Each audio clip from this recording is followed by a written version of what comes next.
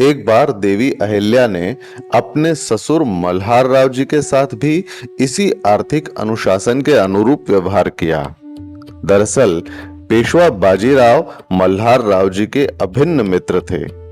पेशवा बाजीराव की मृत्यु होने पर पेशवा जी के परिवार के लोगों का आने से लेकर सूतक शांति तक के सारे क्रियाकर्म, मृत्यु भोज, दान पुण्य इत्यादि का खर्च मल्हार राव जी ने अपने राजकोष से किया। जब अहिल्याबाई ने यह देखा तो उन्होंने कहा कि ये तो होलकर घराने का पारिवारिक मामला है और यह खर्च व्यक्तिगत मित्रता से किया गया है, अतः इसका बोझ जनता पर नहीं बल्कि अपने व्यक्तिगत खासगी कोष पर जाना चाहिए।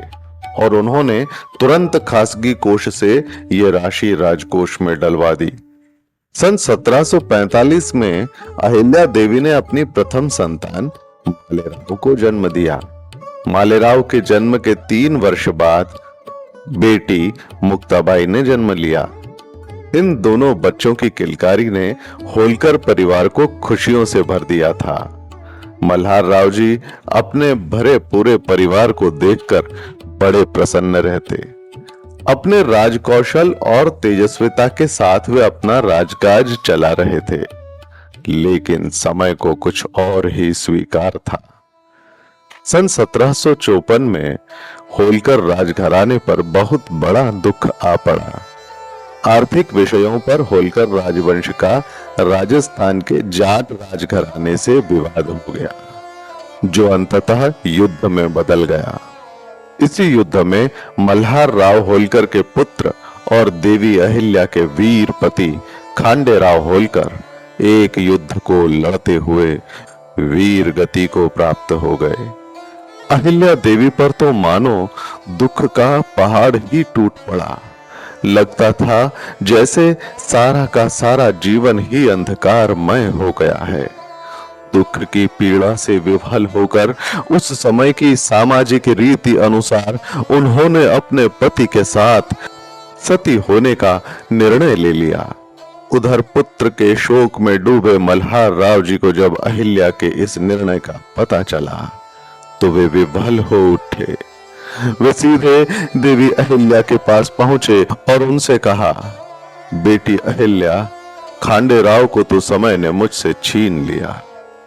मेरा बेटा मुझसे दूर चला गया, लेकिन अब तुम क्यों चाहती हो कि मेरी बेटी के समान अहिल्या भी मुझसे दूर चली जाए? मैंने अपने बेटे के वियोग का दुख तो सहन कर लिया, लेकिन अहिल्या, तुम्हारे जाने का दुख मैं सह नहीं पाऊंगा।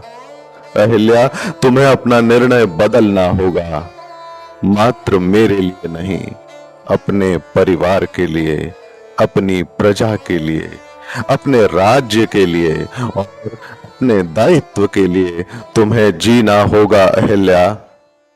मल्हार राव जी के इतने करुण और दायित्व का बोध कराने वाले निवेदन पर देवी अहिल्या ने स्वयं को संभाला, खुद को दृढ़ किया और अपना निर्णय बदल लिया।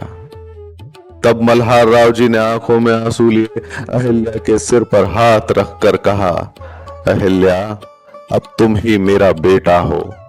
राज्य और परिवार के हित में देवी अहिल्या ने भी अपने दुख से उबरकर जीवन को एक नई दिशा देने का निर्णय लिया और प्रशासनिक कार्यों में मल्हार राव जी का हाथ बटाने लगी। समय बीता। अब मल्हार राव भी बूढ़े हो चुके थे और पुत्र के निधन ने तो उन्हें मानसिक रूप से भी तोड़ दिया था।